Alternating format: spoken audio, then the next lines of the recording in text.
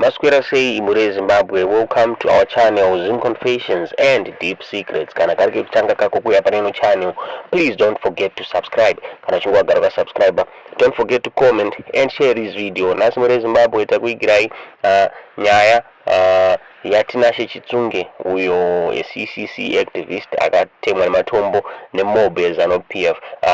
Zvirunzi Mapurisa Varikutsvaga 2 suspects are involved munyaya yarunzi they are on the run. Zvirunzi Varikutiza Mapurisa ari pakati pekuvatsvaga.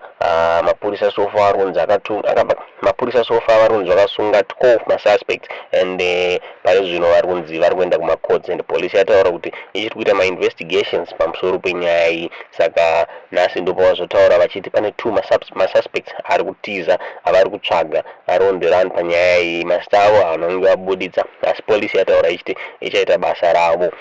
Ndofunga even vakazembe vakataura vachiti hazvina basa nekuti vanhu ava ndevepati ipi, mhosva imhosva. Mapurisa achaita basa ravo and vachaona mutongo wavo mure Zimbabwe. Nyaya inorwadza, nyaya inosirisa yeCCC activist akaurayiwa. Tingoti patakusvika munguva yemaelections mure Zimbabwe ngatiwankwei tichivhota murunyararo. Ndo nyaya tatakuigirai muzuva ranhasi. Tiudze zvamuri kufunga pamusoro penyaya iyi mucomment section.